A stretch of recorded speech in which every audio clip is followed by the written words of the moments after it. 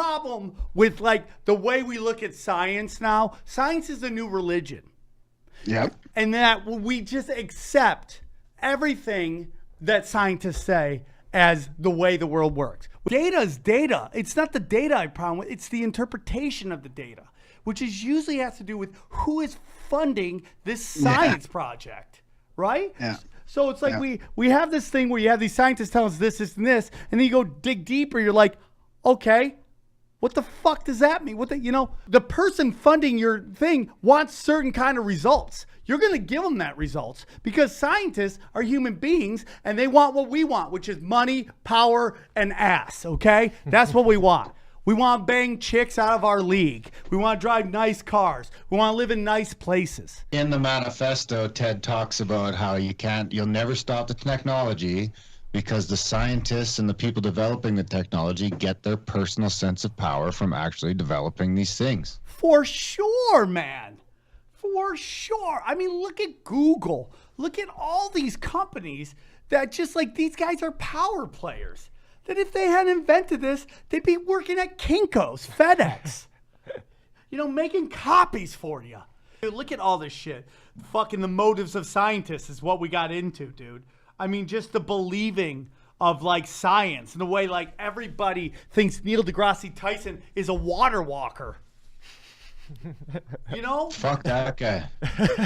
Always amazing who the media wants you to demonize. How these guys just go and they're just happen to be, the Bernie Sanders or the Donald Trump supporter.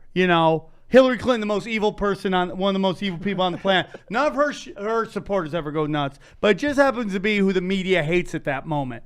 They have to be supporters of, and how this conveniently just happened right before the midterm events. And it conveniently went after all these people that conspiracy theorists hate, and how it conveniently none of the bombs went off. There's pictures of him with the daughter of one of the ladies who was lost in the synagogue. Oh shit! I didn't like know. it's like what a tangled web we weave, and it's just it's so crazy, man. And it's just there's always these little coincidences with all these little things that the media. It seems like everything the media wants to attach onto. If you look into it, there's way too many coincidences. I think behind the scenes that all these big tech companies are starting to get real worried that they're about to be fucking turned into. They're either going to get busted up as monopolies or they're going to get turned into public utilities. Let's get into the manifesto real quick. It opens up with a section they call introduction. And he basically is talking about how technology has been bad. The Industrial Revolution has been bad for people. It's basically made men and women slaves to the machines. It's basically crippled third world countries. And this is in 95, right when kind of free trade started, which was... No, this is published in 95. He was trying to get this thing published for a long, long, long time. This thing, if you had to put a finish date on this, you're probably thinking closer to 1980. Yeah, I mean, just think about that. And shit after that, but this document is 80 or before. So he started writing in the 60s. So basically, he basically predicted what was going to happen with basically free trade, in that our industrial revolution has crippled these poor countries, that they are working for these corporations for pennies on the dollar. And it's, look at China. I mean, they have people who they have to have suicide nets at like the iPhone companies because people want to kill themselves.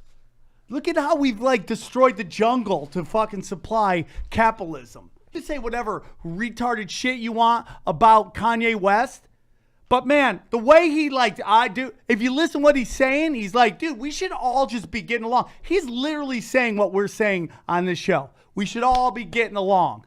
And he was talking about the education system. I mean, there was a lot. If you listen to that whole speech that he gave in front of Trump, there was a lot of good stuff in there. That is the game. It's so deep. And vaccines to begin with too, right? When they're born, 60 vaccines or whatever. Karen, how many vaccines did 69 vaccines, baby. Within what, months? I mean, we've already days? It's a first thing, hours? That's exactly what he's fucking talking about. All of a sudden, we've decided that the technocracy has decided that that the 0.01% of kids that get fucked up from the vaccines is okay. Yeah.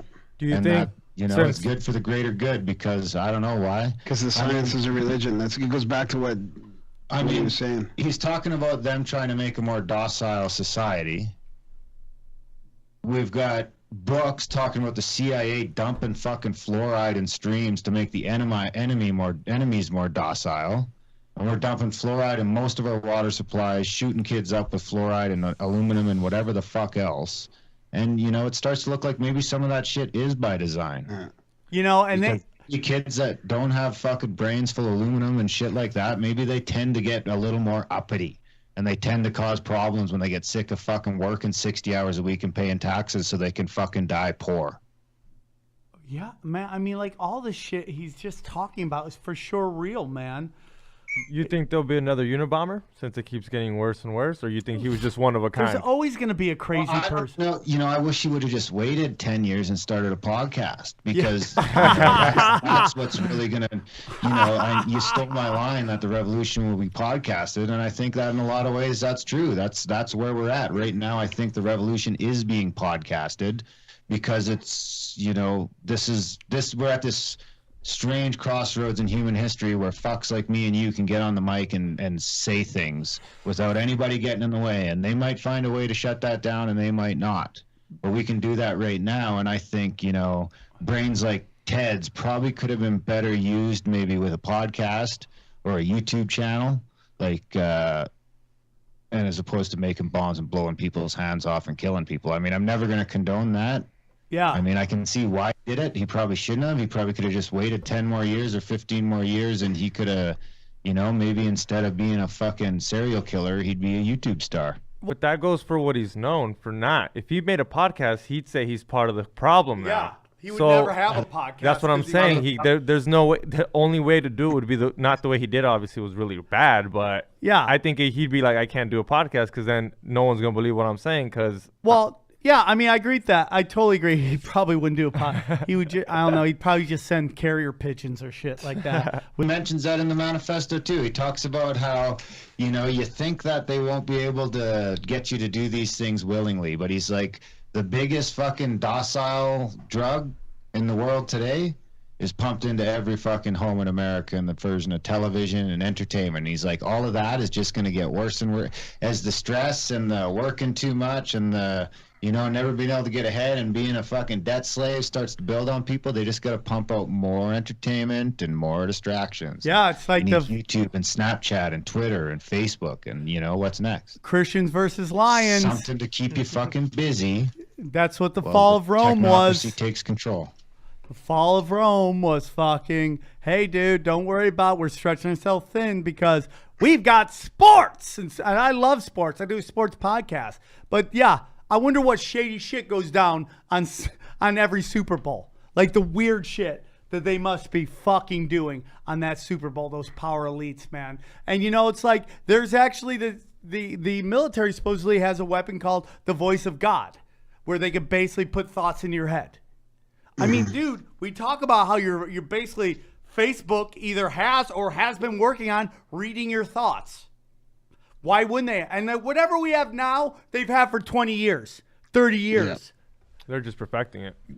Yeah, they're just rolling it out. Okay, we got new shit. Here's give them the masses. You go to Japan, they got shit way out. Here, it's like, and then we get back to the whole thought that people in this country, all I hear, man, you don't like it free. We're the most free country in the world. If you say that, you haven't been around the world. Hey, his brother did get $1 million, eh? Who? Oh, yeah, for sure, dude. I couldn't sell my brother out for $1 million unless he's being an asshole that day. He's killing people. He's okay. I could sell him out for $1 million. Freedom of the press is a weak check the system. Mass media serves the system because it controls it. You think he knows what's going on now? Who? Ted.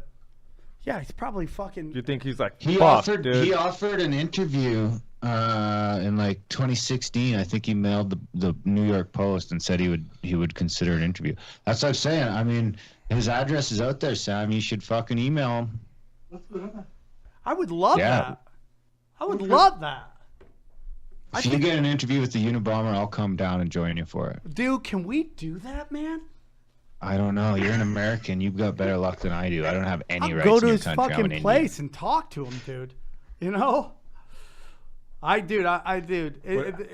He's 73 or 2? Yeah. I think he's like 75 now or 76. Shit. Oh, 72, Brody says. Thanks, Brody. 72. Yeah, we got to get him quick. All they do is repeat their fucking game plans. Look at Oklahoma City and then look at 9/11. How similar were those two fucking things?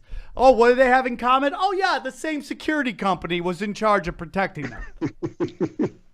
I mean, it's just ridiculous, dude. Yeah, and there was the same thing. There's a bunch of contractors in there and a bunch of sloppy work around all the columns. All the columns needed rework like a fucking 2 weeks before the building blew up. Oh, Wow.